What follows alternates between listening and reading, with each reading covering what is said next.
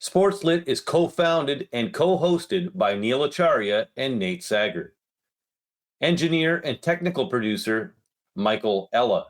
Executive producer, Neil Acharya. Welcome to SportsLit. I'm Neil Acharya. And I'm Nathan Sager. Today we're going to be joined by Morgan Campbell to discuss My Fighting Family, Borders and Bloodlines and Battles That Made Us, released January 23rd, 2024 by McClelland and Stewart. This is the debut book for Mr. Campbell, senior contributor at CBC Sports, previously sports writer with the Toronto Star and the New York Times. And as I heard him say the other day, it's a memoir from being from a family of proud, sharp, opinionated people.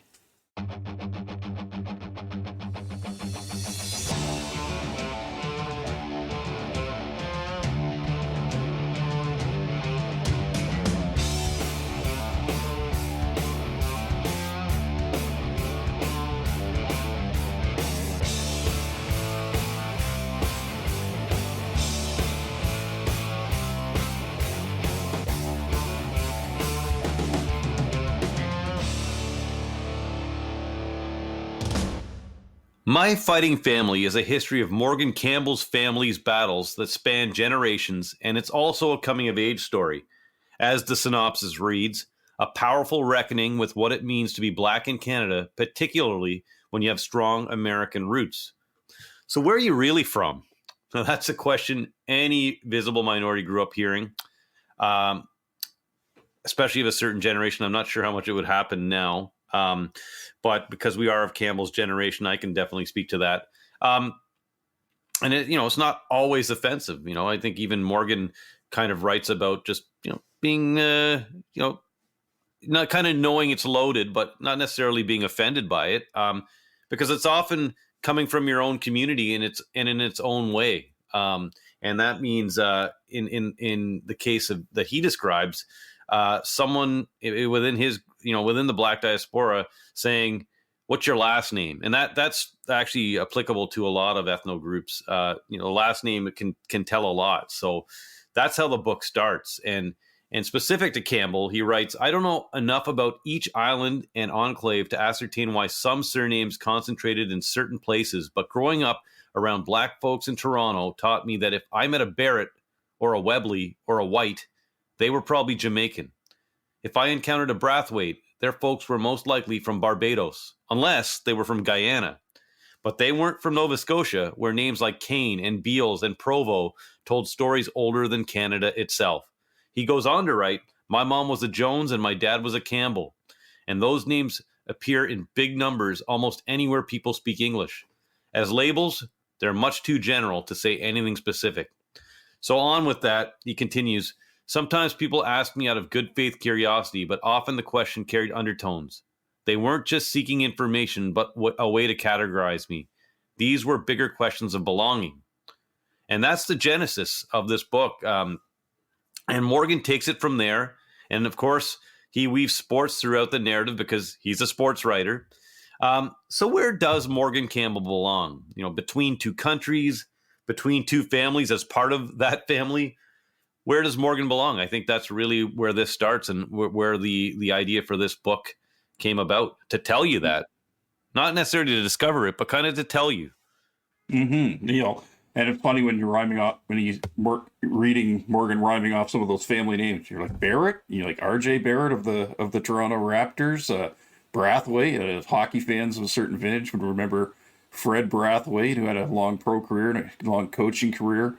But the cross-reference that came for me, convenient, superficial cross-reference in terms of, memoirs about searching for sort of a black American identity and consciousness when you grew up in a northern nation. Reminded me of the rapper Jason Diakite, Timbuktu, and his memoir, A Drop of Midnight, which came out in early 2020. In the case of Diakite, his dad's a human rights lawyer, and around 1970 or so, he decides he's going to live in Sweden. And in Campbell's case, in those turbulent 1960s, think of the movie that came out a few years ago, The Trial of the Chicago Seven, and, the 68 Democratic Convention and all the political and social upheaval. Martin Luther King is killed.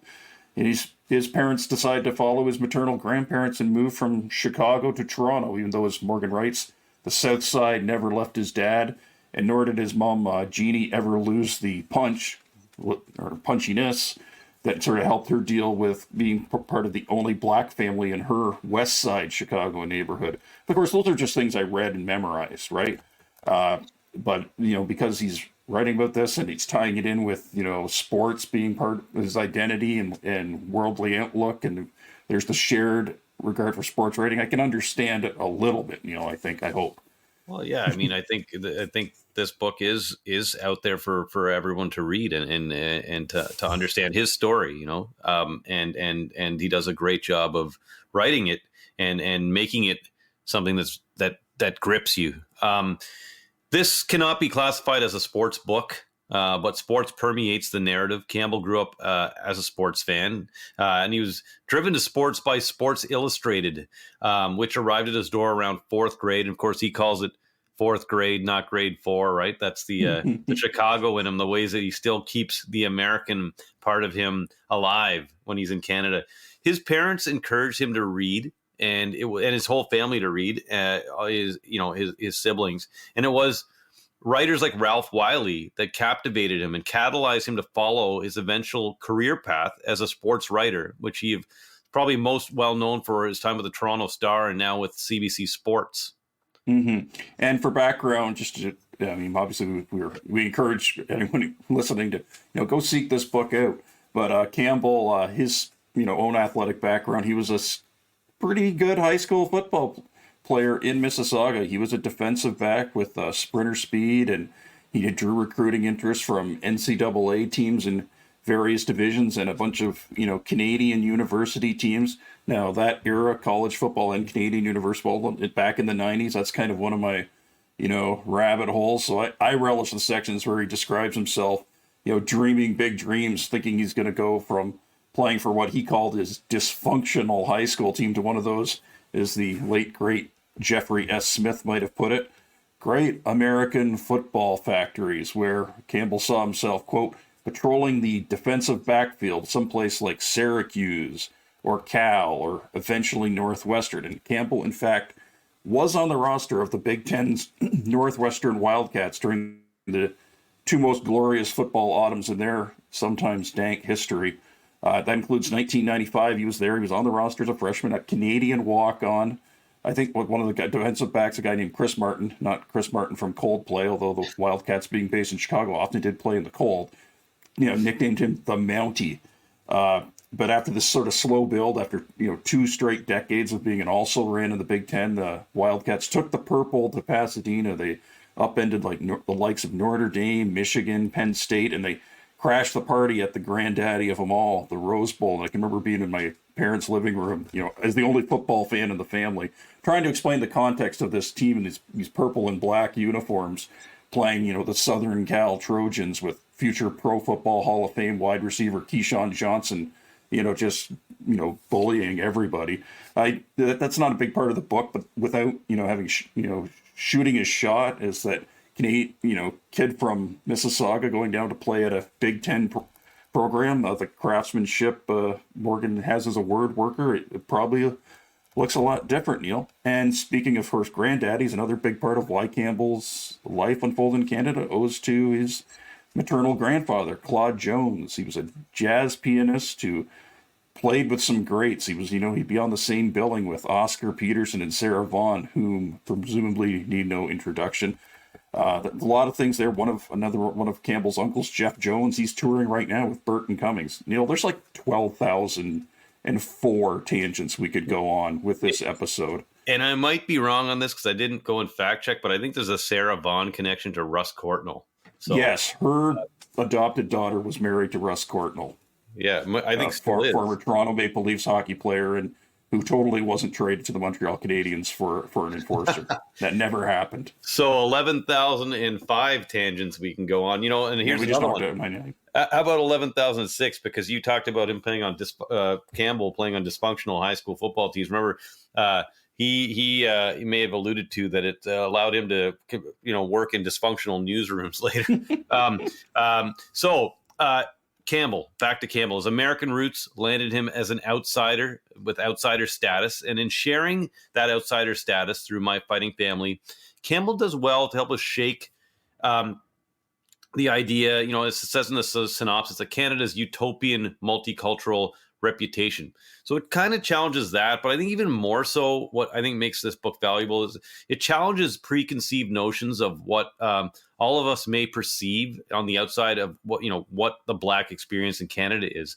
It shows those of us on the outside how nuanced it really is, and depending on what part of the country you're from, whether you're Nova Scotia or if you're in Ontario and anywhere else, really, it's going to vary. But I think the most important audience for this is not, the ignorant per se. I think it's the people that think they get it.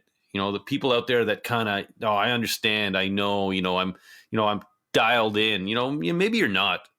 Maybe you're not. Maybe you should read this and just sit back and learn. So that's one of the takeaways I took from this. But yes, on to you, Nate. Yeah, indeed. And you're never going to know it all, and and be able to relate. And it is a multifaceted thing.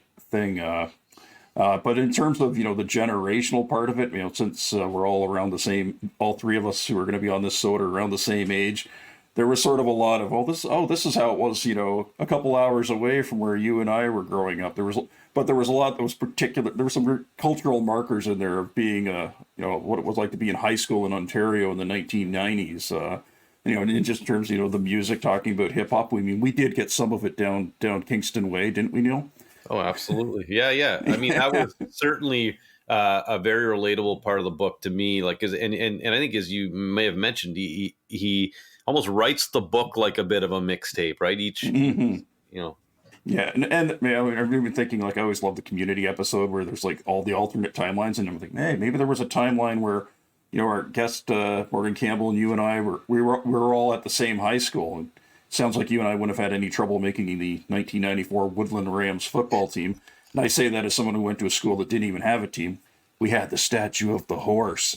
Now, quickly, a reminder to you, listener, if you want to figure out where that reference is from, peruse sportslit.ca. You can find background on all of our episodes since 2017, and more saliently for the guests, links to buy the books. And of course, that will include My Fighting Family, and of course will include a 2021 episode, My Mother's Daughter by Perdita Felicien, who Morgan is married to, and they are raising their young daughter, Nova, and we're happy to have him here today, Neil. Absolutely. And yes, I want to just repeat what you're saying. If you're listening to this and you like what you're hearing, you can go to our website and buy these books. All you have to do is click on the link, and it supports the author, and might even help us a little bit too. So enough talking. Time to bring on Morgan Campbell.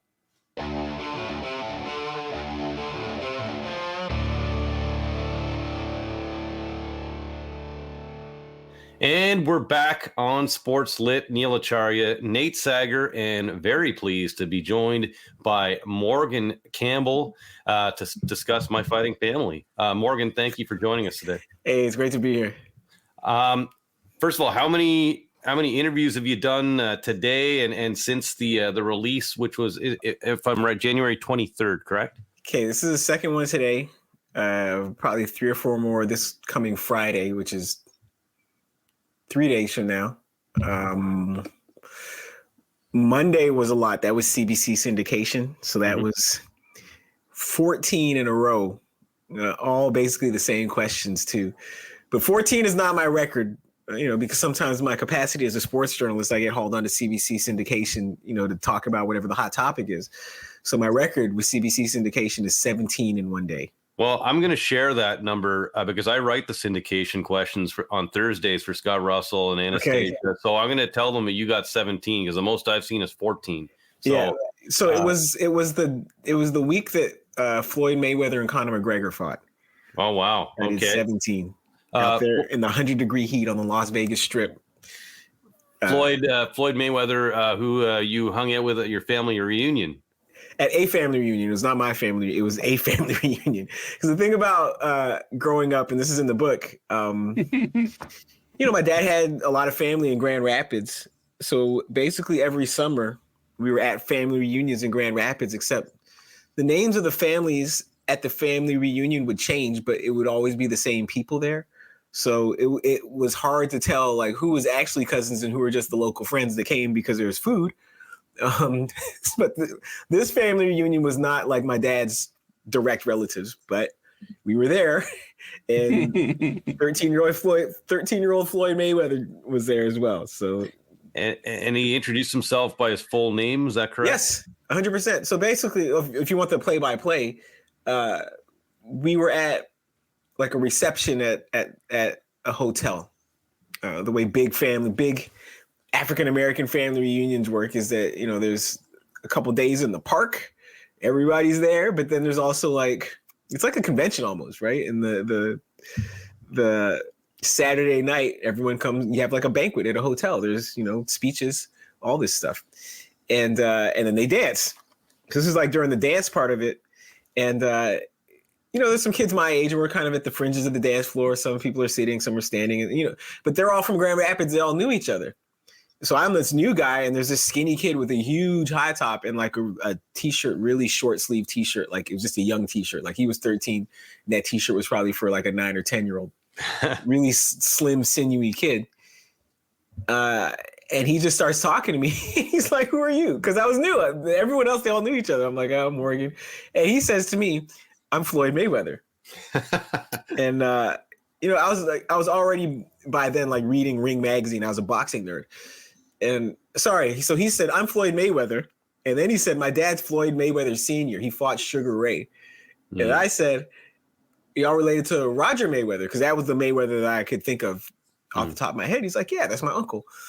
And then, it's a little more small talk, and that was that. And then like all these years later, he becomes who he becomes. And I'm like, hey, that's the kid from the family reunion in Grand Rapids. Well, family is, the book is called My Fighting Family, and it is all about your family. And my question is the sell on this to the publisher. Now, I know you write about how they approached you, but how much did the social change perhaps we saw after the death of George Floyd create a market? I don't want to say a market, but a market for, a Canadian sports writer to put out a book specifically about his family. You know what I mean? Like, I'd written the proposal before George Floyd, and they were ready to buy the book before George Floyd. Okay. So that had nothing to do with it. What George Floyd did was really get a lot of white people, and especially corporations, really attuned and plugged in and concerned about diversity for about 8 months. And now we've seen the pendulum swing back the other way. And that was one of the questions I posed. I had an opinion piece in the Star right after George Floyd. And the question I posed to Canadian newsrooms, because then at that point, everybody was looking for Black people or just diversity. So you could get white women and be like, George Floyd, we care about diversity. He's our new white women. Okay. But the question I posed is this a new commitment to diversity, or is this January at the gym? In the sense that everyone, for the first 6 weeks of the year, they're very motivated to get fit. And then Valentine's Day hits, they get dates, they get injured, they get whatever, and it's right back into your old habits. And if I look at the Canadian journalism industry, I don't see any evidence that 2020 was not January at the gym. But none of that had anything to do with whether or not I could sell this book. Like the idea of this book, stood on its own, and they were ready to buy this regardless of whether George Floyd happened. Yeah, for sure. And obviously you're a great writer. So my question again, back to the market for the book, is it's a very specific topic, right? It's your family. So I'm just wondering. Now, if I was independently famous, it would be a very general topic with the same details. Right. Do you see what I'm saying? Morgan Campbell writing that story. It's a very specific story. Britney Spears writing the same story. Right. It's mass market. Right. I see exactly what you're saying. But go ahead. So I mean, I'm imagining you must have in the proposal. Were they asking you, hey, how are we going to sell this? What's the market out there for your family story? Because you know how they challenge you on these things, right? Yeah, but if you write a good proposal, you're off and running. And one of the things I pointed out in the proposal is that one of the things, even before I wrote the proposal, when you're thinking about writing proposals, like if there's aspiring writers listening to this, my first advice to you would be go learn to do something else for a living. You don't want to live like this. It's the same thing all the musicians in my family tell all the aspiring musicians in my family. Yeah. Stop while you're young, detour. You don't want this life. But if you must, and you write a book proposal, but you think about books that are like the book you're writing, but also think about the ways that the book you're conceptualizing is different. And so when I met with Scott Sellers from Penguin Random House, I said, I asked him if he'd ever heard of the book. Obviously he'd heard of it, how familiar he was with Boy Wonders by Cathal Kelly. Oh, yeah, exactly. Good friend of mine from the Star. Yep. He said, yeah, I commissioned Boy Wonders. I was like, perfect. All right. And I asked him if he'd ever heard of a book called What Doesn't Kill You Makes You Blacker by Damon Young. He's like, yeah. I was like, think of a book that splits the difference between those two. And that's what I'm thinking. So as long as you make the publisher understand that they're not like taking some weird gamble. And again, make them understand that your book is enough like what's already been published to make them comfortable, but different enough from what's already been published to make them want to put it out there, then you're more than halfway there. Nate? And Morgan, how much, as you went along writing My Fighting Family, how much did it come up to be about showing how the Black American culture, tapping into that from a very early age, really sort of gave you, everything, what you needed to sort of make your way as a Black man in Canada in, the 1990s and early 21st century? Yeah, the thing that, especially now as an adult, when I look back at how I was raised and you guys read the book, and like my childhood wasn't perfect. There was a lot of conflict there. But the thing that I really appreciate about my parents is that they raised my sisters and I with a very firm understanding of who we were as African Americans, even though we lived in Canada. And that in Canada, like growing up in Canada gives you the space and the leeway to hold both those identities dear. Like no one tells you that you can't be what you were before you came to Canada when you come to Canada. It's very different from, for the most part, people that move to the United States and are told you better assimilate or else, right? And so some of it was intentional. A lot of it was just by reflex, just because of who my parents were and the way they thought, that they nurtured this really strong but like authentic, organic connection to Black American history and culture. And it helped me sort of craft this identity that stands up on either side of the border. Like I don't have to be a different person in the US than I am in Canada. People perceive me differently. So when I go to the US, I'm a Canadian. When I'm in Canada, I'm an American. That's how people perceive me. But I'm just the same person. And so when people ask me, I say this all the time, like, people want me to choose. Are you American or Canadian? So I'm American and Canadian. I'm Canadian and American. Are you half and half? No, I'm not half American, half Canadian. Even though I'm a dual citizen, I'm all Canadian, but I'm also all American. And that's just the way it is. But I thank my parents for that, because I prefer that to being like sort of rootless or unmoored, or being the person that just like acknowledges my African American heritage without ever engaging it. It's not something that's abstract to me. And I appreciate that. Yeah. And one passage that just was immediately etched on my mind was talking with family and you're just like, I didn't just come from their genes, but from their decisions and from events they couldn't control. Yes. How fair or how far off is someone if that was, I mean, their big takeaway from this book? No, that is fair because we all are a product of that, right? So my parents came to Canada because they were so sick of the United States. Let me put it this way. You know, every time some Republican gets elected and you hear all these Americans say, forget it, man, I'm moving to Canada, right? My parents were those people and they actually did it, okay? Because when Richard, you know, they watched the civil rights movement unfold, watched Martin Luther King get killed, watched Medgar Evers get killed, watched these riots, watched the Vietnam War like disproportionately target Black people as soldiers, and watch these Black men disproportionately to their numbers in the population come back either in body bags or injured, damaged. So this is the environment. They're like, man, do we want to have kids in this kind of environment? And then Richard Nixon wins. They're like, that's the last straw. My parents are in Canada. My mom's parents are in Canada already. They're like, let's follow them. But the thing is, the only reason they even thought to move to Canada is because my mom's parents are there.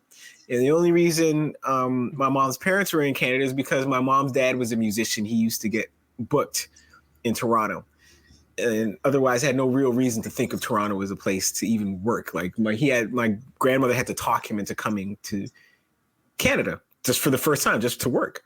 And so if he never made that decision to take that job in Canada, I would never have been born, right? Because my parents weren't going to have kids in the U.S. If they had a kid, they might have had one. They weren't going to have three. To take it back even further, well, why was he a musician? He was a musician because growing up, he was playing piano. He was 10 years old. He was in piano lessons. His sister had just graduated high school. She wanted to go to junior college.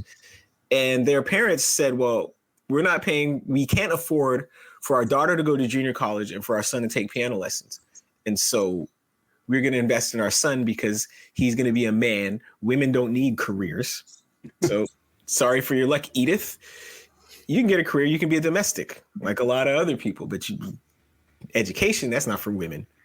And so my great-grandparents made that decision, set their son on one trajectory and their daughter on a different trajectory. But, you know, if they had chosen to keep their daughter in college, everything else is different after that because my grandfather does not become a musician and like the chances of him ever coming to Canada become very slim unless he's like winds up working on the railroad or something.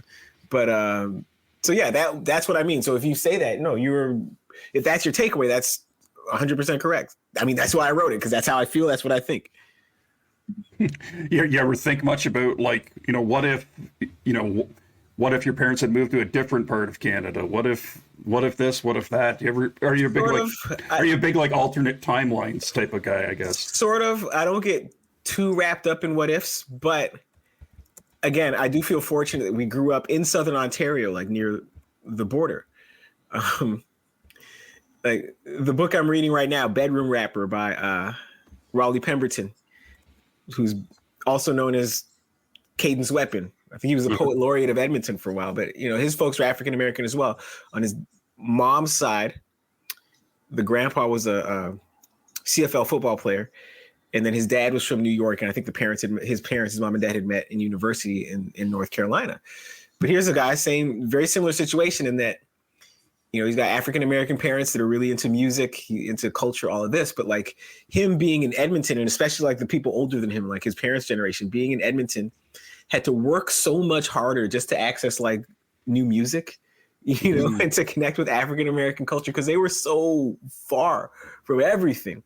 Whereas where we grew up in Toronto, in Mississauga, like we could get to Buffalo quickly. We could get to Detroit quickly. We get to Grand Rapids. We get to Chicago. And so, yeah, if I had grown up in Regina, you know, no disrespect to Regina, but, you know, if I go ahead and disrespect Regina. If I'd grown up in, you know, Regina or Ottawa or Newfoundland or whatever, things would be very different, 100%. Was there, I guess, the initial itch or just parts of your consciousness that led into creating this book, the idea of like what it means to be Black in Canada, in the sense of, I think most people, when they associate Black culture in Canada, they think of the islands, right? Yes. And you were in Canada, in Ontario, yes. Okay, in Ontario, yeah, and yeah, you're right. Nova Scotian, and you're right. In Nova Scotia, probably not. Right.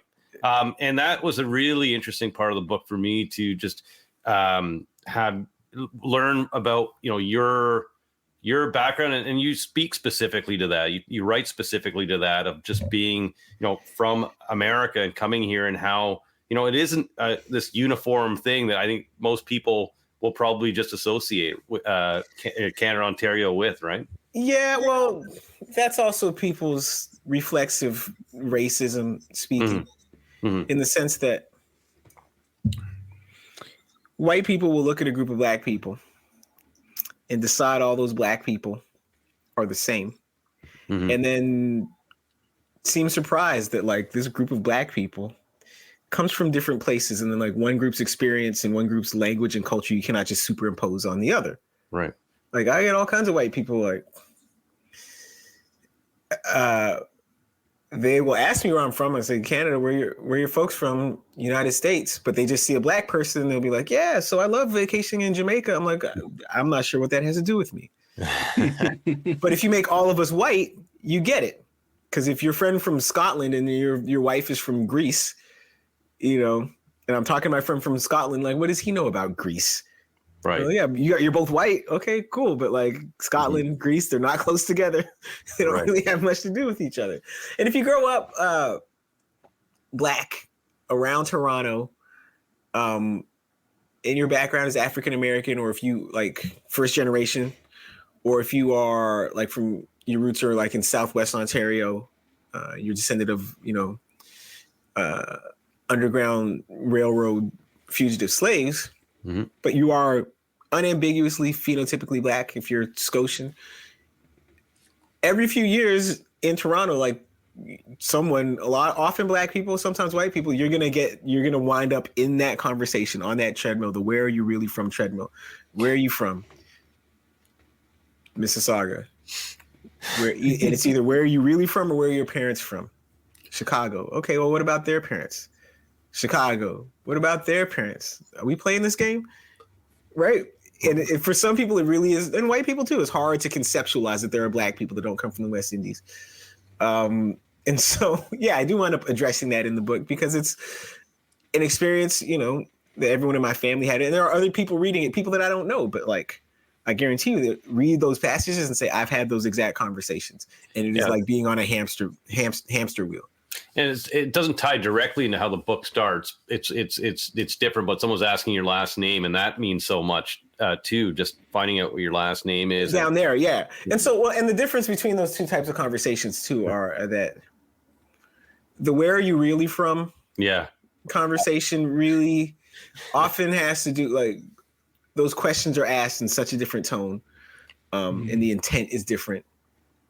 Who are you? Like trying to see whether or not I measure up. Do you measure do you measure up to this standard of Blackness that I have set? And if you're not from an island, I'm not sure you measure up. And then from amongst the islands, if you're not from an approved island, big island versus little island, whatever, then you don't measure up. Whereas the woman in Windsor at the beginning of the book, and she's, needling me. Not needle, but like very pleasantly, but she's asking my last name. It's a similar version of the same thing, but she already figured that I'm not from Windsor, but she figured I was from there. I looked the part. I profiled as a Black Windsorite, and she's just trying to figure out who I belong to, But her radar was not that off because again, it turned out that like some of her friends from childhood were good friends with my uncle back in Toronto, so her radar was not completely off. It's interesting, the where you're really from thing, because I get that. And if someone says, where are you from? I was born in Newfoundland. So I love just saying Newfoundland. And then you see the what? Yeah, the thing is, I don't answer that question just to confuse people. I'm more than happy to talk about where I'm from and where my folks are from. Yeah. I just wrote 300 pages about it. Yeah.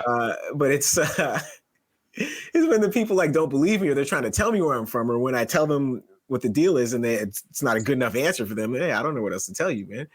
Yeah, it is an interesting where are you really from. I know, Nate, you probably don't get that as much. Yeah, I don't have. I'm not going to minimize that by saying I have anything like that. Other than say every St. Patrick's Day, you must have some Irish ancestry because you're very pale and you have red hair. And I'm like, nope, not one drop. Did the ancestry.com, no Irish came back. But that's that's like one millionth of that. Yeah, we have been talking for a while, and I realize we haven't talked about sports yet. Morgan, after reading about your ties to the music industry, I was just wondering, for you, how much did sports sort of become like, this is how I'm growing my interests that are apart from other family members? Because I think both your sisters were and are very musical, and you went towards sports. Well, we all had the three of us had different interests. So Dana, she's the oldest. She is the musician of our generation. And my sister Courtney, she's a chef. She kind of dabbled in sports. If you ask me, I would have loved it if she had stuck with it because she had real talent, but she just didn't take it seriously. She's a more talented athlete than I am. Because the difference between me and her, she's tall and I'm short. And I'll get you a lot farther. And then for me, I dabbled in music, was in the band in grade 7 and grade 8. Again, I do come from a family of musicians. My grandfather, again, was a jazz pianist. That's how we wound up here because he got booked up here. Their youngest kid, my Uncle Jeff, a lot of your audience might recognize from Red Rider back in the day. Mm-hmm. And if you go see Tom Crockett in Red Rider now, he's still there playing bass. But for me, I wasn't dedicated enough to music to really want to make a go of it. And, I saw how each generation of musicians in my family, like when one person would decide, all right, music is my thing, the other ones would be like, don't do this. This life is too stressful. Like, unless you want to pull all your hair out, do not choose this life. And my Uncle Jeff, like my grandfather had that conversation with my Uncle Jeff. Hey, I'll pay for you to go to university. Don't do this. You don't want it. It seems glamorous. It is not. Uncle Jeff, too late. He joined a band called Ocean. Put your hand in the hand of the man that stilled the water. Him. That song. And then I remember like one day when Dana was like serious about music, my oldest sister and my Uncle Jeff came over and he had that talk with her. He was like, I don't want to push a pencil the rest of my life. He's like, it's not about pushing a pencil. It's about keeping the lights on. And I'm here to tell you, it's not that easy in professional music. I'm here to tell you right now. And, but that was what she chose. So I took the clue that, okay, maybe music's not the thing that I want to pursue as a living, as a gimmick, as a vocation. And at the same time, about midway through high school, I just started improving at football, like relative to my peers. And so that became a thing that I could pursue. And it did make me a little bit different from, the people in my immediate family, but it was also just something that I really enjoyed. So in music, big theme in the book, big part of the book. Obviously, you're a sports writer, and this is a sports podcast, so we want to get into that. And how did Sports Illustrated? I believe you said it started coming to your mailbox around grade 4. Yes. How did that that style of writing, that long form? Those long form narratives kind of influence you and lead you to where you are now, because later, I think you talk about in Miss Morgan's class, you're getting a really high mark. You're like a C student, but you get high marks in writing, right? So did writing find you in some way? And was that catalyzed by reading those Sports Illustrateds? Yeah, it was. First of all, just my parents wanted to encourage reading as a habit. When I was 9 or however old you are in 4th grade, I wasn't going to go to the library and sign out Judy Blume or whatever, right? Although I did wind up reading a lot of Gordon Corman, if you guys remember him. Yeah. Oh my goodness, Gordon Corman. Yeah, we could fill an episode. We could fill this with Gordon Corman. Go jump in the pool. Go jump. Was that your favorite? When I was 12, that was my favorite, 100%. Yeah, I remember that one. That they basically commit insider trading in order to raise money for a school pool. Yeah, so but Sports Illustrated, they knew I was into sports, so they just got me this subscription, and that was my first introduction into good writing was Sports Illustrated. And so I became familiar really early on with Ralph Wiley and Pat Putnam, Gary Smith, people like that, Frank DeFord. And so I learned really early on what great sports writing was, even if I didn't realize that I was actually being put on a path towards something. And so, even in high school when I took a writer's craft class, and you would have to write fiction, but I'd write these short stories, and a lot of them would be about sports because I figured I would just, I'm not a sports writer now. I don't cover anything, but let me just practice writing about sports via this short fiction. But it was 100% due to the fact that my parents had the foresight to get me this Sports Illustrated membership subscription just to get me to start reading. And it worked. Yeah, and I did not even know that I was like a mark. I was a dupe. And I fell for it. But I appreciate it. Yeah. And speaking of, the late, great Ralph Wiley, do you remember anything specific or like one cover story he wrote that just, made you go, whoa, I didn't know you could write about sports this way? It's a couple of them. One was a big story about Sugar Ray Robinson. And I think the headline was A Bittersweet Twilight for Sugar Ray, I think they published it in the lead up to Marvin Hagler versus Sugar Ray Leonard. Yeah, 87. And so they went and they tracked down Sugar Ray Robinson in Los Angeles to see what he thought of this fight. And it turned out that he didn't think much of the fight because he was in steep cognitive decline. And it became like this career retrospective on Sugar Ray Robinson, contrasting all these accomplishments with the fact that the kids now who were in a youth, in this community center named after him, had no clue who he was. And then here he is. People are trying to seek him out to see what he thinks about this big middleweight fight coming up. And he's barely with it. He barely even understands that these two guys are fighting. So there's that story from Ralph Wiley. And then there was another one about Grant Fuhrer, which really stuck with me because that one took place for the most part in Canada. And that one dealt with Blackness and Canadianness. And the fact that Grant Fuhrer was like an orphan and his parents weren't sure if he was Black. And then he got older and his hair started to curl. Like, oh, I guess he's Black. It had a sidebar on Tommy Kane, who in those days was a star wide receiver at Syracuse. He's from Little Burgundy in Montreal. His folks are from Nova Scotia. An outstanding athlete who had a pretty good NFL career, but wrecked his knees and at some point really got into cocaine because the thing he's known for now is being like Canada's O.J. Simpson, where he, killed his ex-wife. He might still be in prison. But back then when he was 22, he was just this guy who the sidebar was on him because it was all about how he wound up choosing football over hockey because hockey was too racist. And so those are two that I remember distinctly. Yeah.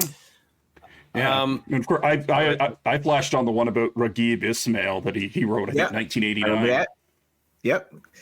And was that the one where Rocket was on the cover and it said "Ready for Liftoff" and he had that Notre Dame helmet with the dollar sign on it, or was it the one when that one was later? This one was like Rocket Man, and it was the cover story that they've been working on a while, but it just happened to sync up with the game where he housed 2 kickoffs in the Big House at Michigan. Exactly. Yeah, and I remember that. Sorry. Yeah, I was going to ask this question a little later, but since we're on the topic, I mean, you write for CBC. You've just written this book, and I know both myself and Nate, huge fans of best American sports writing. Get every the yearly installment and read all these amazing stories. But where do you see things going? I mean, sports media in general is like it. I don't even need to say anything. We all know where it seems like it's heading. So in terms of the written word and the beauty of prose and just writing well, I mean, where do you see that going? Like your daughter Nova, do you think she's going to grow up in a world where she's, reading, or is it going to be visual? Like, where do you see things going? I wish I knew. The problem is, I think publishers are going to keep testing our boundaries and keep testing the audience's not appetite, because there is no appetite for AI articles. There is no appetite for Drew Ortiz, right? And we've been trying to get him on, but he doesn't. Right. There is no appetite, but I think they're going to keep testing our tolerance for that. So right now, there's a big blowback. Maybe in 5 years there won't be, and they're just going to keep trying to sneak it in because it's cheap. And so many people that own these outlets, like the people that run or licensing Sports Illustrated, the biggest, like highest profile, most recent example, like they're not all that concerned with quality. If they can fill a page. But so that's my concern, right? Is that the audience gets comfortable because they don't know any different. And you're going to, like a generation from now, you're just going to have teenagers who don't understand what good writing is because all they've ever read is Drew Ortiz. But at the same time, there is always a market for the thing that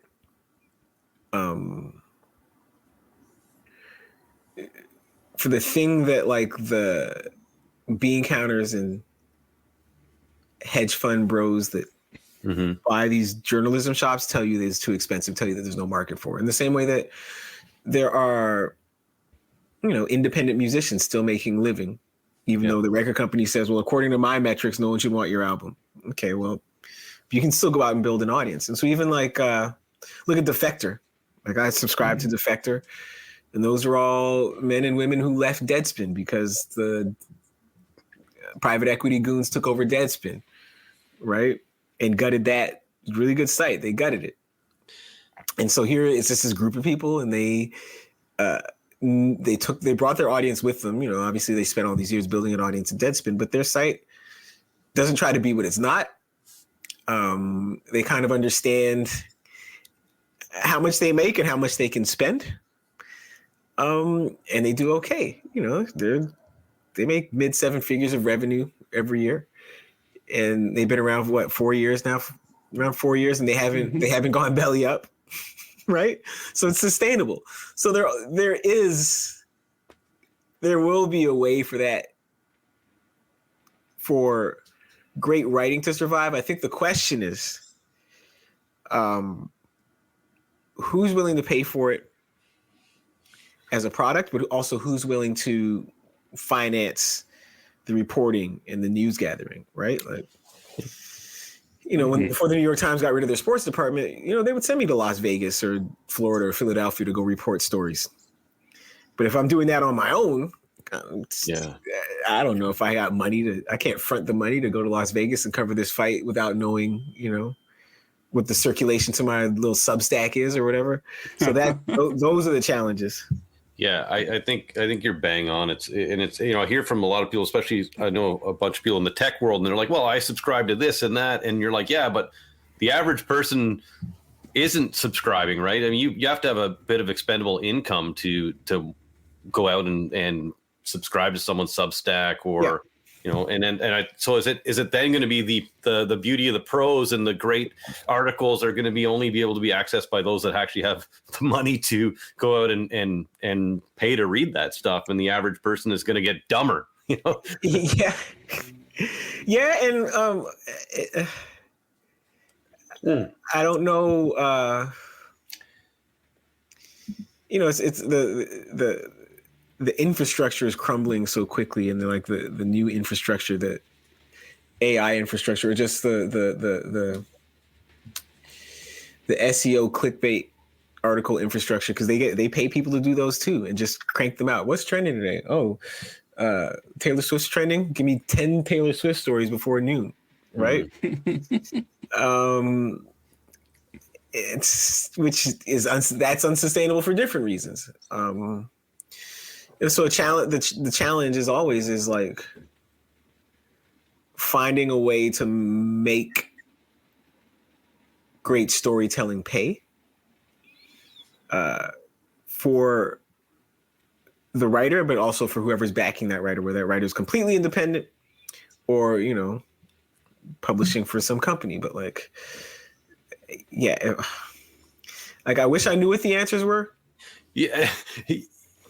No, it's just your thought. It looks really bleak right now, right? It does. Yeah. It does. I'm fond of saying that only Taylor Swift knows how this all works. Right. But not to be Pollyanna-ish, Morgan, but how is promoting the book since it released 2 weeks ago showing you that there is still an enthusiasm? And I saw a great thread the other day saying, "Hey, book sales aren't actually going down at all. No, people are still reading." Yeah, I mean, hopefully those people start reading my book. I mean, you're asking me about book sales. One of the differences, though, is when you write for the newspaper, or even when you write online, no matter how good your story is, 99% of the readership comes within the first 12 hours after that story is published. And then people forget about it. Unless like some celebrity winds up discovering it and tweeting it out months later. But like, you write the story, and if you're looking at the traffic to that story, big spike right after you write the story. Or if it publishes overnight, big spike in the morning when people wake up, and then it tails off, and then that's it after one day. Whereas with the book, like, I have to keep reminding myself to be patient, because in my mind, I thought, okay, well, any sales are going to come like in the first day. And then after that, forget it. But I'm like, no, because the first day you might literally sell one book. And so it's about being patient. But it's encouraging that people are still into the written word. And, I can look at my little author portal at McClellan's at Penguin Random House website and see like what percentage of people are buying the book versus the ebook versus the audiobook, and the vast majority of sales are still the hardcover, which is encouraging. And again, there's always, just because the bean counters like right off a market or just are too focused on saving pennies rather than making dollars to like go service that market, doesn't mean that market doesn't exist. And again, it's just sometimes it takes a little persistence and ingenuity and patience and realistic expectations to tap into that market, but those markets are often still there. You mentioned two things, Taylor Swift and the Drew Ortiz, which are two of the subjects of stories you've written about for CBC. So for our listeners that don't know, maybe have just read the book, maybe aren't familiar with what you do. Can you tell us? I guarantee you more people have read me at CBC than have read the book. Well, it's been out 2 weeks. Yeah, no. What do you tell us about your role at CBC and your writing and your writing? You mentioned Substack, kind of aside from the book, some of the things that you do. So what happens is I am a senior contributor at CBC Sports. Been doing that for about 3.5 years. So when I left the Toronto Star, it was funny because one of the reasons I left the Toronto Star was just that I had hit this glass ceiling, and I thought I should have been a columnist. A lot of the worker bees agreed with me, but like no one who had the power to make it happen was inclined, to promote me like that. And so they came along offering buyouts. So I asked them how much I would make in a buyout, and they gave me the figures, like more than a year's salary. I was like, all right. I asked my wife, she's like, yeah, go do it. Let's go. And so I took the buyout, not really knowing what I was going to do. But it was funny because, I don't know how much you guys read me before I left the Star. But, a lot. Well, I worked there, so. Yeah, exactly. Okay, so I never had a big name. I didn't have a big name like Bruce or Cahill or anything. But among the people that followed it, people knew what I did. I had a brand, and a reputation as a really good feature writer, etc. But after years and years at the Star of we don't know what to do with you, because I was sort of miscast. I didn't cover any of the big sports, and I wasn't a columnist. We don't know what to do with you. We don't know what to do with your skill set. We don't know what to do with you. Oh, you're really good. We don't know what to do with you. And literally within 36 hours of leaving the Star, I had DMs from Scott Sellers. Hey, I know exactly what to do with you. And I got DMs from Chris Wilson at CBC. Hey, I know exactly what to do with you. Mm-hmm. And so that, like, I met with each of them separately, you know. So in one of those meetings, I pitched the book. And then when I met with Chris Wilson and Ryan Johnson from CBC, they were like, yeah, would you like to be a columnist? Would you like to host a little show? Stuff like this. So I was like, yeah, yes and yes. And so, yeah, I've been writing columns every 2 weeks at cbc.ca for about 3.5 years. Had a show for a while, Bring It In. I'm not sure if it's coming back for another season. We did one season of it. No, we did one season of Bring It In, like as a podcast, as a conversation. Then we did a couple seasons as like a magazine show.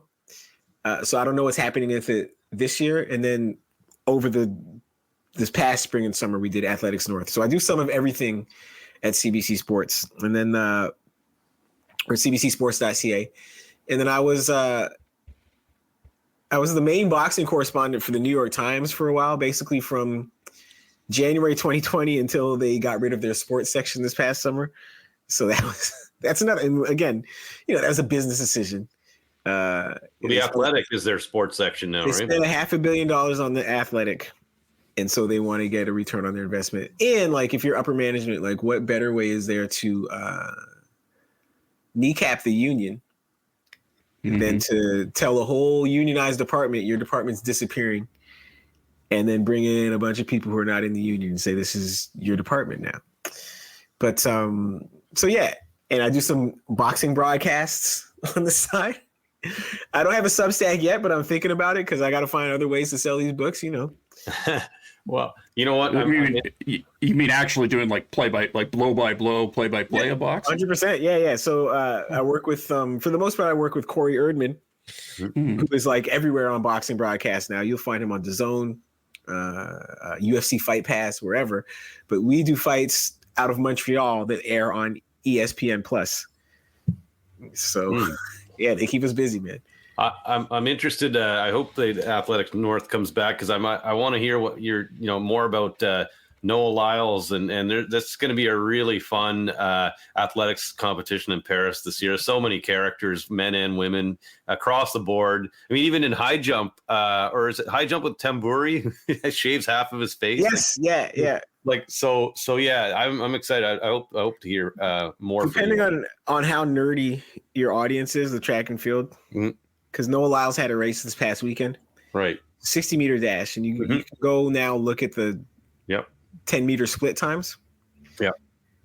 So Noah Lyles covered 50 to 60 meters in 0.81 seconds. Okay. Yeah. There is only one other sprinter in history who has done that under legal conditions. I'm going to let you guys guess what his name is. Does it rhyme with Colt? Exactly. And so on the one level, this is just an impressive run, but the fact that like he's hitting Usain Bolt level top speeds, he might be, if he stays healthy, like he might have a gigantic season. You know what I love about what's recently happened in track, specifically in the last little whiles. I think most of us in Canada kind of, Carl Lewis, whatever, kind of always had a disdain for U.S. track, and now they're lovable across the board. Yes. Like Noah Lyles said the greatest thing, and it was probably the last thing you'd expect to hear from an American, which is that you can't call yourself a world champion unless you're competing against the world. Like, thank you, Noah. And then Sha'Carri Richardson, amazing, like all across the board that just, running the outside lane to win at the world championships. Like, they're a really likable bunch. Yeah. And Sha'Carri, for whatever reason, was polarizing. And like, what is there not to like about Sha'Carri? Like, so listen, man, if you think it's unusual, the people that think it's unusual that Sha'Carri was just so like bombastic and outspoken and like fantastic and fabulous with her fashion, like if you think that's unusual or off-putting, like you don't watch enough track and field, because that's who is there. It's especially in the sprints, it's a sport full of like, I hesitate to use the phrase alphas because of the way, obnoxious dudes use that phrase, but you know what I mean? Yeah. It's full of people who are used to being number one and who know they're good, and they're used to letting other people know they're good, and they back up the big talk with performances. Sha'Carri's not the only one, but that's what makes it intriguing, is that it's out of 8 people in that final, 6 of them are convinced that they will win. It's not, I hope I might win. It is, I know I'm going to win, and only one of them is going to be right. What's likable too for me about Sha'Carri is that, you know, she kind of got hosed on Tokyo. I mean, it was a weed, you know, I don't know. Like, I'm not really, I don't hate you if you smoked weed. I don't think you had an advantage, you know. Yeah, if you can stay in your lane after that. Yes, I mean, it makes you slower. It slows down your reflexes. Like, she might as well have been running in quicksand, and she's still won that race. Likable. They're likable. Yes. I know you've given us a lot of your time. There's a couple more things we want to get into if you do have the Take your time. No one's at the house right now. My wife's at the gym, and my daughter is at the gym with her. She's at Kids Academy at Lifetime, so I actually have a little bit of time right now. Well, that's great. It's rare. Thank you. Well, we're lucky. And the question does involve your wife. Anyway, and for those that don't know, your wife is Perdita Felicien, world champion hurdler, and basically, she put out one of the best books we've had on the podcast, My Mother's Daughter.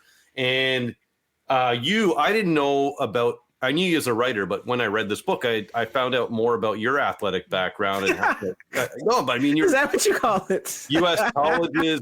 And hey, I think you described yourself as having abs on top of abs. At 18, yes. Yeah. You know, so not quite anymore, but at 18, yes. So I guess before I prompt you to read, and you may have been told, I want to ask you about, I guess, athletes. I ask this to a lot of people that come on the podcast. We do, you know, generally you're competitive. You know, there's a competitive gene. So I want to know with you, when Perdita released that book and it was a dynamite book, were you like, I got to make sure my book is just as badass, or were you? No, I'm not competitive with her. No. I do. Look, man, you talk to like ex-bosses, like the ones that haven't liked me, they'll tell you I got a big ego. When they say that about me, they're not wrong. They might be wrong about other stuff about me. They're not wrong about that. But the way I explain that is like, look, you guys follow wrestling? Like, you remember old school wrestling? Old school, yeah. You think of? Can you picture Arn Anderson? Yeah. The enforcer, vaguely. Like a white dude with the suntan and like the bulky muscle dad bod, right? Okay. All bulk and no cuts, and like kind of early onset male pattern baldness. Oh yeah, I remember that. Oregon. Yeah, and he had that southern twangy accent, and one of his famous lines was, "I don't want to toot my own horn, but toot." Right? Because honestly, as a black person in Canadian journalism, on the one hand, you will get bosses that want to tell you to tone down the ego and blah, blah, blah. But if you try to make yourself this like humble and deferential person, if you try to make yourself the humble and deferential person they are trying to tell you that they want you to be, you will not get anywhere in this business. And you're black in journalism anywhere, but like especially in Canada, because the industry is so overwhelmingly white, you have to advocate for yourself. You have to, like Arn Anderson, toot your own horn. You don't necessarily have to have a big ego. I just happen to have one. But I have a big ego because I know I'm good. I'm good. I know it. If you ask me, I'm not going to downplay it. You know, and that has rubbed some bosses the wrong way, but yeah, I don't care. But that's where my ego is. But in terms of like with my wife, I'm not competitive. No. Like, her book was awesome. Mm-hmm. That's fine. I didn't think about writing a better book than her book. I just thought about writing the best book possible. But my ego says I'm writing the best book possible just so that people understand I'm one of the best. Right. Yeah. Right. It's interesting. Yeah. So I want you to tee up the reading.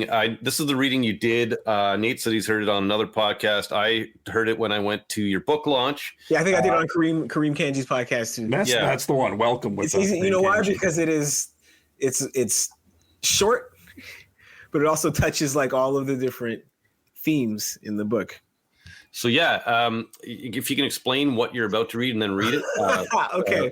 So what happens is this book, sort of the central pivot point of this book is the first week of my last year in high school. That's when my dad dies. He had cancer. So he lived with cancer he had cancer for a while, but it wasn't diagnosed. And then he lived a year after he had diagnosed. He was diagnosed, obviously, and operated on. He lived a year after that, and he dies right before my last year in high school.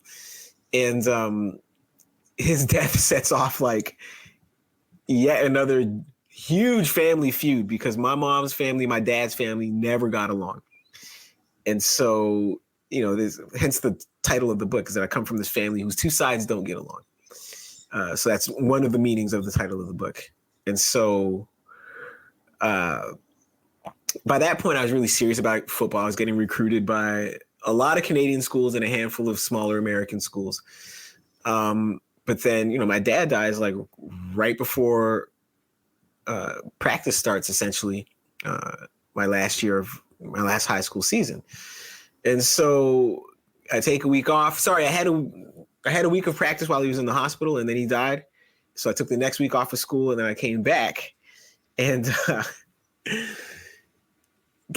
played football. I played as well as I could, but it was a heavy season.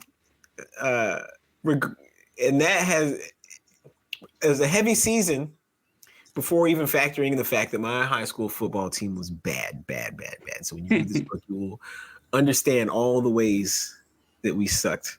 And one of the things I point out in the book is it was good preparation for like working in dysfunctional newsrooms, because I saw that. Practice gave me practice. Let me see firsthand how teams don't work and how to demotivate your team. I got it all firsthand in high school football. So what happens is, towards the end of that season, we've lost a bunch of games, but we finally have a game that we might win against Arundel High School. I went to the Woodlands, Central Mississauga. Arundel's a little bit further west, corner of Dundas and Erin Mills Parkway. My school's on Arundel Station Road, about a kilometer north of, about a kilometer, not even a full kilometer, about half a kilometer. No, kilometer. Maybe a kilometer, half a mile north of Dundas. So the two schools are about 10, 12 minutes apart driving, just on opposite sides of the Credit River. So they're one of our rivals, and one of the few teams that season that like we actually think we can beat as opposed to hope we can beat. And so again, I'm back at school. My family's in full meltdown, and here I am in this football game. So we'll start. Don Ballantyne took the snap and tossed me the ball. And for maybe the second time all season, the Woodlands Rams executed a play precisely as designed. A wall of red jerseys formed along the offensive line, without a single green-shirted Arundel Raider knifing into the backfield to disrupt me. No missed blocks by the little guys on the perimeter, where a good cornerback would have closed in from the sideline to steer me toward his pursuing teammates. Kevin, my good friend Kevin Gregory, manhandled Arundel's outside linebacker to give me a clean running lane, and this time I had to take it. Final quarter of the second last game of the season, facing the only beatable team left on our schedule. Trailing by just 4 points instead of our usual 10 or 20, with only a handful of minutes remaining, I couldn't afford to seek out a big collision here. A touchdown would give us a late game lead. Our defense remained about as airtight as a screen door, but if the offense could pull off this one perfect play, maybe our defense could figure it out just for a series. I turned upfield and hit the afterburners. The faster I ran, the slower time seemed to unfold. I could already picture this touchdown run on the highlight tape I planned to send to college coaches after the season. Only question, as I sped past Arundel's bench, was whether to lead or to close with it. This run felt like vindication after a summer spent training instead of doing fun but pointless teenage stuff, for investing instead of sacrificing. The week after my dad died, as the two sides of my family found new and familiar ways to feud, I would still sneak out of the house to the hill in the park across the street and run sprints. I needed a break from the bickering, but I also wanted to sharpen myself for moments like this, when I'd hit top speed with the Arendelle Raiders flailing in my wake, looking at the back of my jersey and the soles of my feet. When I returned to school after the funeral, I took a black marker to my white Nike cleats. On the heel of the left shoe, I wrote PC. On the right, TROY. Pete Campbell, they reminisce over you. I didn't cross myself after first downs or say a silent prayer after I didn't cross myself after first downs or say a silent prayer every time I flattened a ball carrier. But my dad flashed across my mind as I sped down the sideline, past Arendelle's bench, where players and coaches groaned because their 4-point lead only had seconds to live. 10 strides from the end zone, I thrust my left hand overhead, then pointed my index finger to the sky. It cost me a little speed, but nobody on the field had a top gear faster than mine. I could have moonwalked to the end zone. The Arendelle Raiders weren't chasing me down. The number 1 symbolized nothing for the Woodlands Rams, who dwelled as far as possible from top spot in the standings. No wins, fewest points scored, most points allowed. But if we played mistake-free defense after this touchdown, it could represent our win total that season. I didn't consider it in the moment. I just felt like a winner as I dashed past Arendelle's bench, so I gave them the index finger. When I crossed the goal line, I expected elation but felt relief, satisfaction at the payoff for hard work. I paused in the end zone, my back to the field, spread my arms and bathed in the sensation. I tilted my head back and gazed at the sky and I tilted my head back and gazed at the sky and raised my finger once more. PC, TROY. 6 points for you, Dad, and a win, too. Finally. I pivoted to face the field in the setting sun, which turned the blue sky orange in the distance. In a few minutes, it would duck behind the hulking police station that stood on the other side of Aaron Mills Parkway at the corner of Dundas, but seemed to loom over the whole neighborhood. And I saw the bright yellow penalty flag lying crumpled in the grass near midfield. Knew what it meant even before I saw Kevin and Don begging the referee to change his mind, or the guys on Arendelle's sideline smiling and high-fiving. Holding. Offense. 10-yard penalty from the spot of the foul. The referee stood 50 yards upfield and signaled for another official to bring him the ball. Woodlands Rams losing habits. I sighed and shook my head and started a slow jog back to the huddle. It's beautiful. And did it really matter? I mean, in the end of the day, did it matter? I mean, you did it, right? I mean, how did you feel looking back on it? And I'm imagining that. Yeah. How did you on that play? Yeah. Like no, we were pissed because we our team was so bad. This was the only chance we had to win. And I scored that touchdown. We're winning 12-10. This is the only time we had led a game right in the second half all season. So in terms of like recruiting, it was fine because it's like that Rocket Ismail touchdown against Colorado in the national championship game. Right.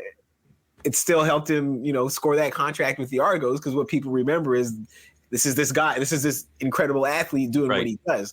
But no, that touchdown did matter. And actually what wound up happening was two things. One is that I told the rest of my teammates, like, the next time I get the ball, if I get around the corner, everybody just take a knee. Do not touch anyone.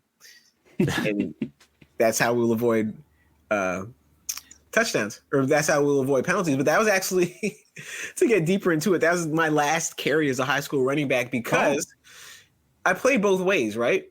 But I wasn't always in at running back. I was always in on defense. I wasn't always in at running back. So the other running back got hurt.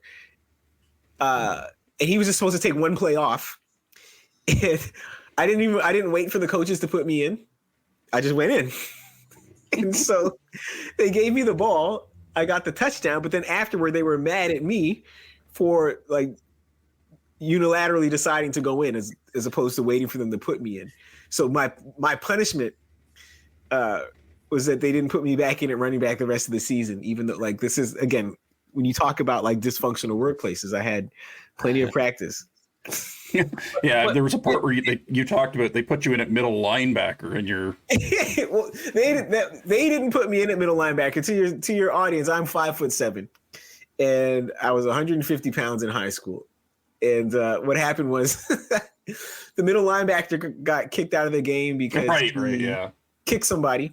So he put the free safety to middle linebacker. I moved up to free safety. Free safety got kicked out because he gave the referee the finger. So then I moved down to middle linebacker at 5'7". Listen, that was a long afternoon. The guy the coaches loved. He had fire in him. The coaches loved him.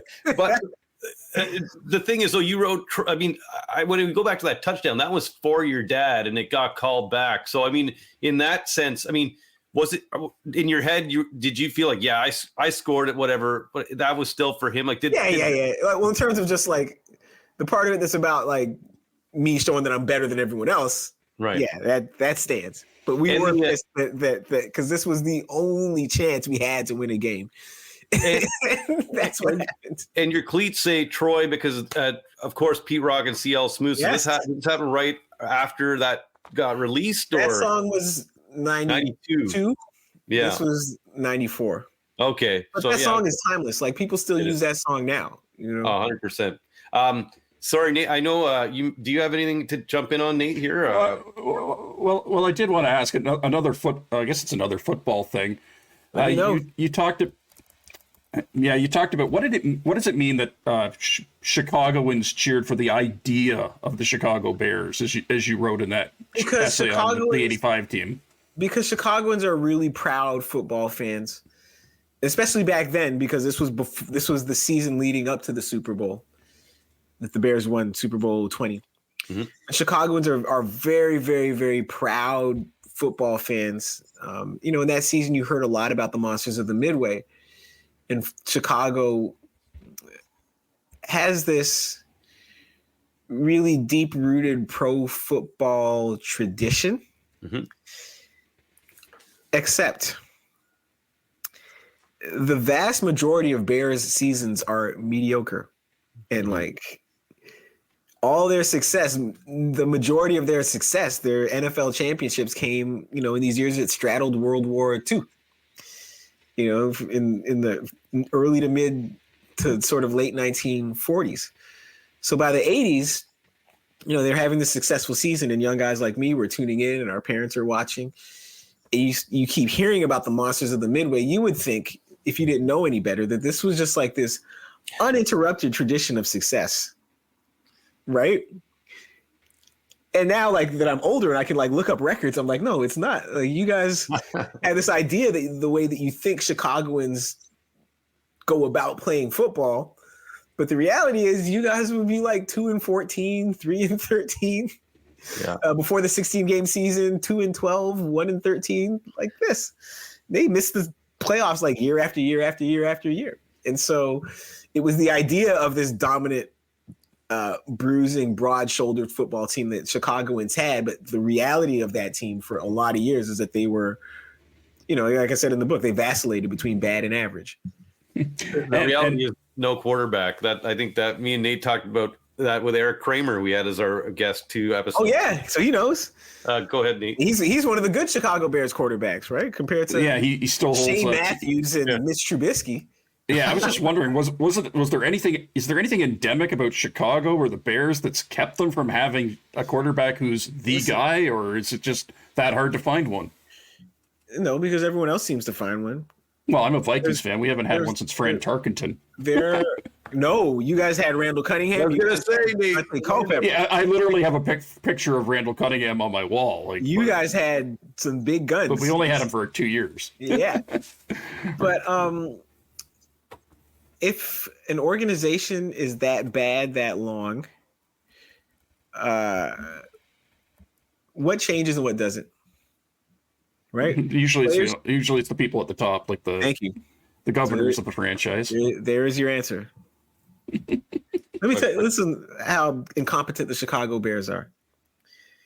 They have been trying to shake down the city of Arlington Heights for like all these subsidies in exchange for building a stadium out there, and just haven't been able to do it. And this is the easiest hustle to run in all of pro sports.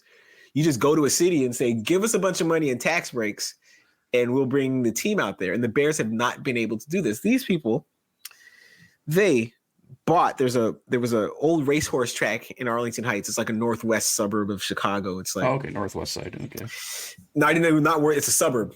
It's not in the city at all. Oh, okay. And so there was a racehorse track out there, but it's closed down. And it's a really affluent suburb too, right? And the Bears go buy this property because this is where they want to build this new stadium. So they pay $200 million for this property.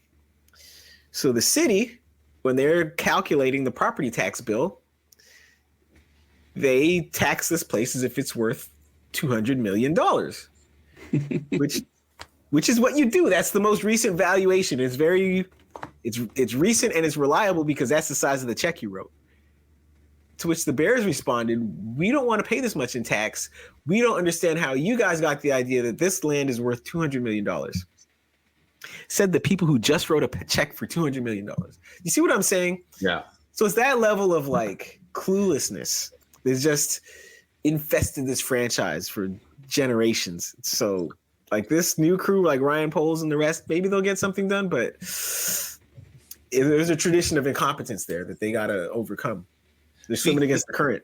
The idea of, you're going to tell the story, you're fighting family, and we can probably close on this unless you have something, Nate, but the idea of like, you weave through the Bears, that Super Bowl season and kind of the weaving of sports through the narrative of this fighting family of yours. Did you feel when you like, was it a thing that you tried to insert, or did you feel all along that, sports were directly tied into what was going on in your life at that time? Yeah, well, part of it is just that sports are a language I speak. Mm-hmm.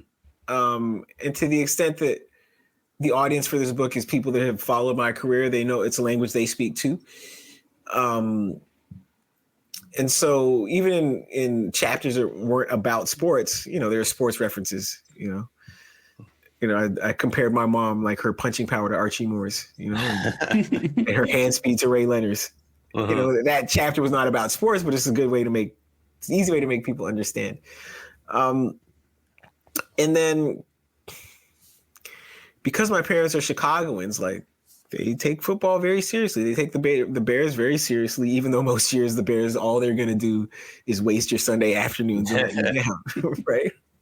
But that year, they were good. And that was, the year that the Bears had this historic season was also the same year that my parents' marriage was really running aground. And so I couldn't tell one of those stories without the other. And like the thing about us having this family therapy session on the same night as Monday Night Football, where the Bears are playing the Dolphins with immortality on the line, that was true. And so it all lined up. So there's no way to tell one half of that story without telling the other half of that story. I think both me and you, Nate, too. I think like there's signposts in your life as when you're a real sports fan that you just, I was, that game happened on this night. You always tie the two together. Yeah. I unless you have something, Nate, I just want to say. I did want to ask Morgan, when did it hit you that your mom, Jeannie, is the star of the book, as I've heard you say?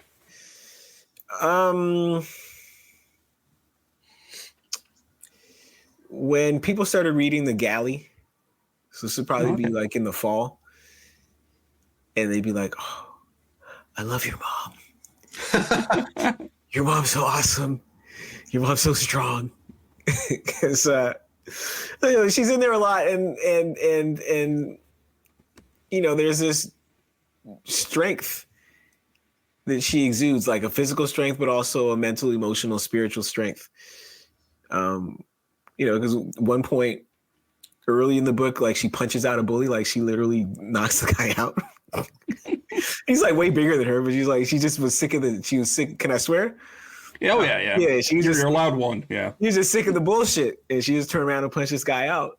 So people appreciate that she was strong enough to knock this guy out, but also strong enough to not like beat up on her dad and her mother-in-law, who were like acting like two spoiled brats the week my dad died, and she was the only adult in the room, and she would have been within her rights to like knock them the fuck out. Yeah, you know when you watch like wrestling, like a handicap match, and one guy clotheslines two people. Yeah. Yes. If she had done that to them, people would have been like, "Yeah, they deserved it." But she was strong enough not to. She was the adult in the room, and she was strong enough not to do that, even though both of them deserved it. So like people really relate to that and admire that. Just because you brought them up, and I'm sorry, Nate, did I mow your grass? Well, no, not at all. I just also want to point out again from listening to your other appearances, and we want people to buy your book and then read it over and over. You sort of you use you analogize that sort of it's like essay format, and it's kind of like an album in that sense. Yeah, because I didn't want to write just one straight narrative. There are a lot of memoirs like that, and the way I built this book around details and flashing back in time and flashing forward in time wasn't really going to work in like 300 straight pages. So I wrote it in essays. So I've lost count of the number, but let me see. It's about how many chapters? Let me see. I thought it was like 21, but I could about 20. Yeah, about 21 different essays. And so I like to think of it as an album, where if you really like an album, every time you want to go back to it, first of all, you want to revisit it. You know, no one just buys an album and listens to it one time and then puts it away forever. But when you go back to the album, you don't always listen to the whole thing from top to bottom. You might some days, but other days you might just, you want to hear one song. So I want to build a book like that, where if you want to revisit it, you can. You don't have to feel intimidated by having to read all 300 pages again. You can just read that one chapter about high school football, or that one chapter about the musicians who used to come through my grandparents' house. So, yeah, that was a choice. I'll leave you with this. One thing that stood out to me particularly, and you're talking about like looking at a certain section, I want to go back and read it, just thinking about it right now, is kind of how you give us a perspective of the house. And you talked about your paternal grandparents, and they had that house in Chicago. And at the end, you know, you go by Chicago and you see these kind of vacant lots, and then you kind of tell the whole story, and it becomes that vacant lot. But now, you know, as a reader, you know the kind of soul that is in that house and the stories behind it. So when you're not passing by, when you pass by that vacant lot, it's really not vacant, no matter what. No, I don't pass by that vacant lot anymore. It bothers me, so I don't drive down. But we do. I don't drive down that street. But but as people, we do, and we never think about it, right? Yeah. Yes, exactly. But so you put a face on that and a soul to a vacant lot, which I thought was super interesting and cool. So, sorry, if you wanted to comment on that, feel free. No. Yeah, when I'm in Chicago, I avoid that neighborhood because it bothers me to look at the house where my dad grew up. It's a patch of grass, and that's never going to sit right with me. On that note, thank you so much for giving us so much of your time. Congratulations on the book. And for our readers, or sorry, our listeners, you can buy the book on our website. Just click the link. And thanks again, Morgan. Yeah, and remind them to leave a 5-star review just so that the algorithm knows what's up. Well, nice. That's the next challenge in that's the next level book marketing, is making sure the algorithm knows the score. Thanks. Okay, I was just leaving a pause there for our edit. Morgan, I just want to tell you too, this isn't going to be part of the recording that will make it to air, but I don't know if Perdita told you, but I think you should check out this. Do you have Amazon Prime? Yes. So I made a movie called Drop the Needle about Play the Record. Oh, yes. Okay. Got you. Yeah, check it out. I think because of all the stuff you write about, like Buffalo and like the idea of like going, like that was a big theme in the movie too. So I think you might get something out of it. Yeah, I was like going to interject with that. I was like, Neil, you got to bring up the movie, because I literally pictured the exact scene that the way Neil and Rob, the director, what they did to illustrate that. Oh, I could go on for hours. Yeah, check it out. Yeah, because you guys are like one of the Play the Record was like when I would listen to the Power Move show on CNN, and they were one of the few people, because they didn't have a lot of commercials, but that was one of the consistent advertisers, right? Yeah. And that's where you would go like to get tickets, like if Black Moon was coming to Toronto or whatever. Right? Where are you gonna get tickets? Ticketmaster wasn't what it is now. You know, You have to go to Play the Record and get your Black Moon tickets. It's actually across the street from my house right now. So I'm actually Slick Rick is coming to town, and I'm buying my physical ticket from Eugene. So anyway, yeah, check it out. And thank you again. It was awesome. We really enjoyed the book. No problem. And I hope you have a lot of success with it. And say hi to I appreciate that. You guys leave your 5-star reviews to Goodreads, Amazon, wherever. Goodreads, Amazon. We'll do, Morgan. We'll do. TSAT algorithm, what's what. But I appreciate you guys. Thank you. All right, thank you. All right, take care. Good night. Bye. Ciao.